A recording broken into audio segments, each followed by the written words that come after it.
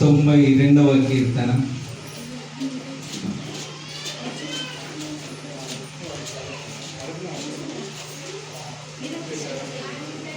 12వ వచనం.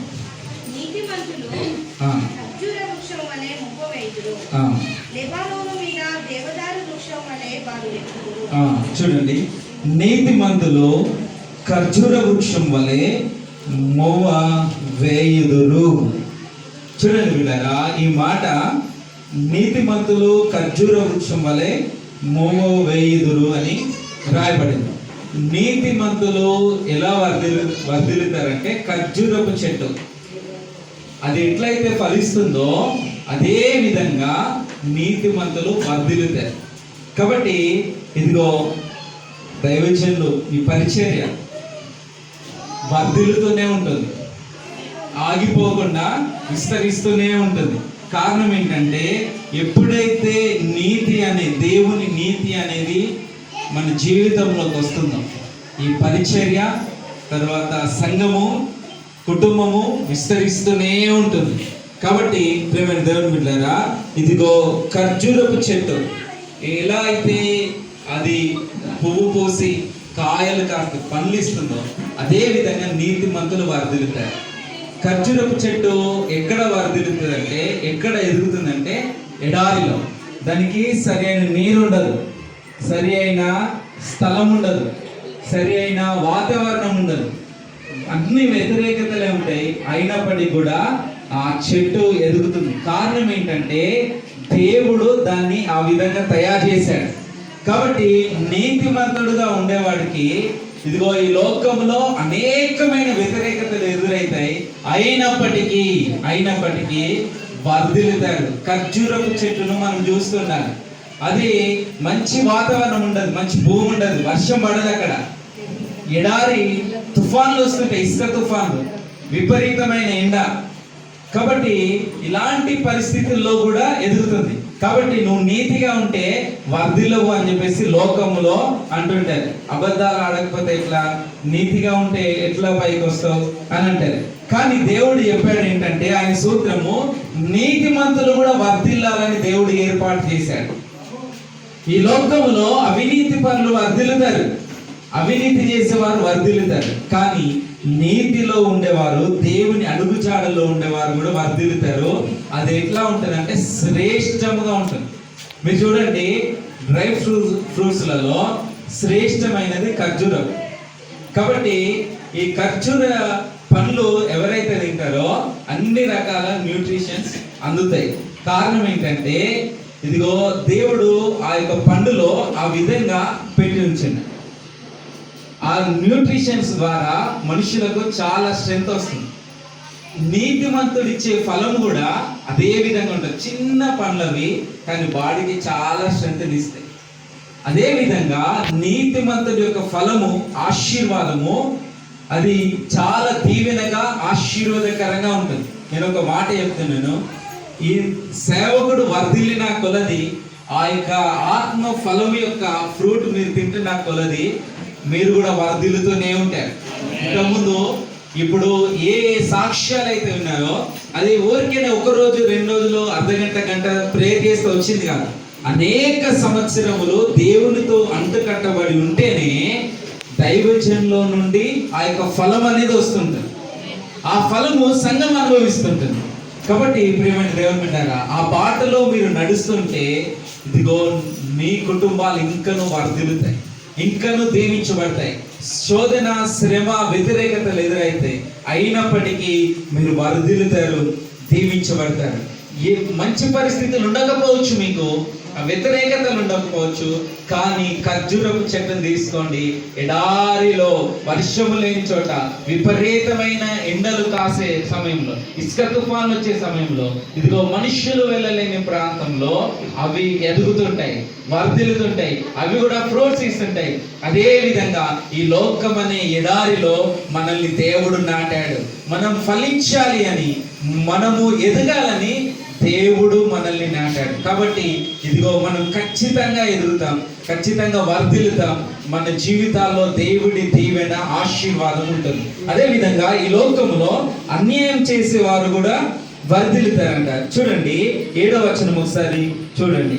నిత్య నాశనము నొందుటకే కదా ఆ భక్తిహీనులు గడ్డి వలె చిగుర్చుదురు, ఆ చెడు పనులు చేయ వారందరికీ పుష్టించుదురు. ఆ యెహోవా నీవే నిత్యము మహోన్నతుడుగా నువ్వు.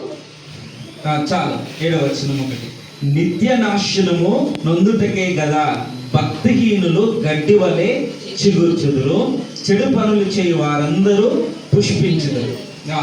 భక్తిహీనులు చిగురుస్తారు, తర్వాత చెడు పనులు చేసేవారు కూడా పుష్పిస్తారు. కానీ అది ఎట్లా ఉంటుందంటే గడ్డి లాగుంటుందంట.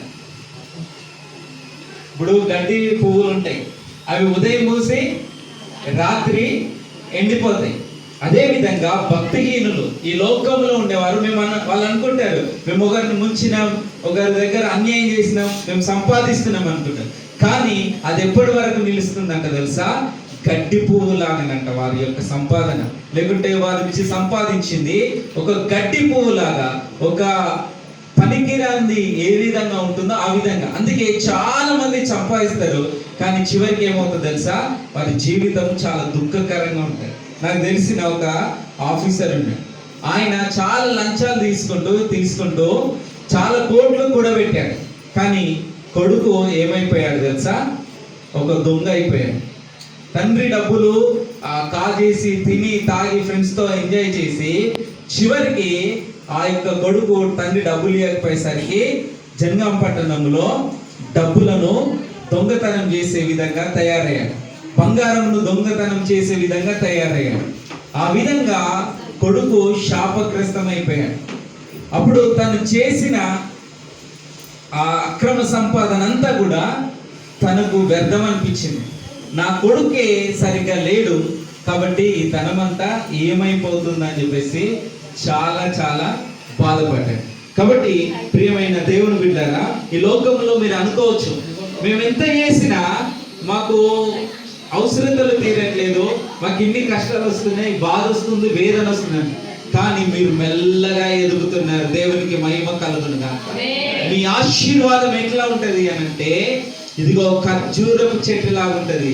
ఇదిగో ఆ పండు కొన్ని రోజుల మట్టుకు, నెలల మట్టుకు ఉంటుంది. గడ్డి పువ్వు గడ్డి ఎట్లుంటది? అప్పుడు పూస్తుంది, సాయంత్రం వరకు ఎండిపోతుంది.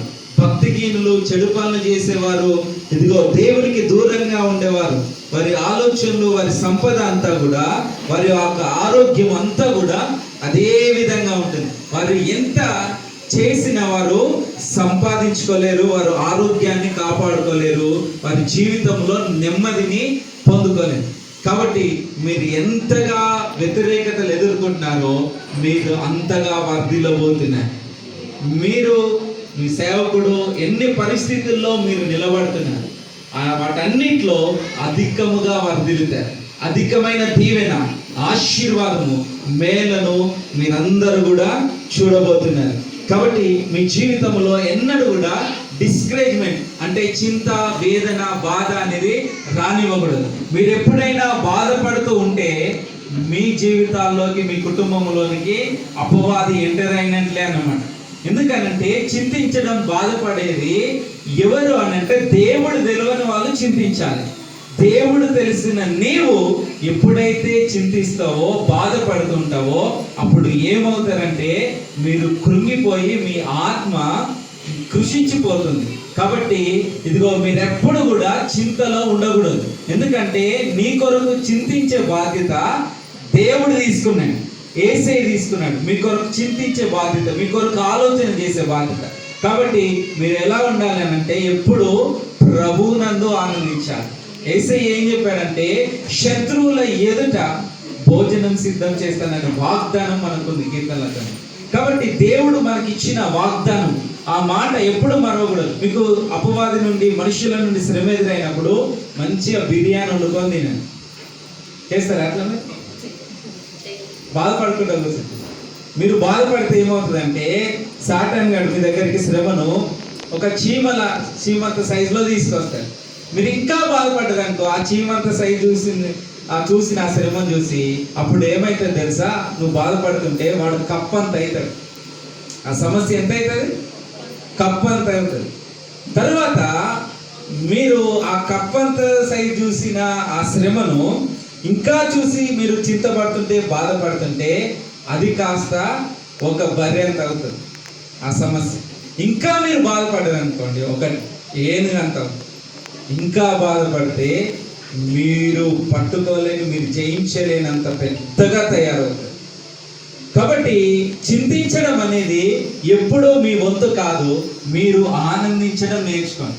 పౌలు శీలలను కొట్టారు, ఉదయం అంతా కొట్టారు, మరి రాత్రి కాలం ఏం చేశారు? ఆనందించారు, ప్రభువును స్తుతించారు. వారు ఏం చేశారంటే ప్రభు కార్యములను వారు చూశారు. కాబట్టి మీరు చేయాల్సింది ఏంటంటే ప్రభు నందు ఆనందించండి. అపవాది వాడి క్రియలు లయమైపోతాయి. నేను ఒక ప్రిన్సిపల్ మీకు చెప్తాను, మీరు ఎప్పుడు సంతోషంగా ఉండండి, మీరెప్పుడు విజయం. సాటాన్కు పెద్దగా నువ్వు ఏదో చేయాల్సిన అవసరం లేదు, నువ్వు వాడిని చూసి, నీ శ్రమలను చూసి ఒక్కసారి నవ్వు అంతే. నేను ఒక చిన్న సాక్ష్యం చెప్తాను, చాలా ఉన్నాయి, ఒక్క సాక్ష్యం చెప్తాను. నేను సేవ ప్రారంభించిన తర్వాత మాకు ఒక పాప ఉండేది. ఆ పాప ఒకరే ఉంటారని అనుకున్నాం. కానీ ఒక 8 సంవత్సరాల తర్వాత మా వైఫ్ మళ్ళీ ప్రెగ్నెన్సీ ఉంది, పాప పుట్టింది. పాప పుట్టిన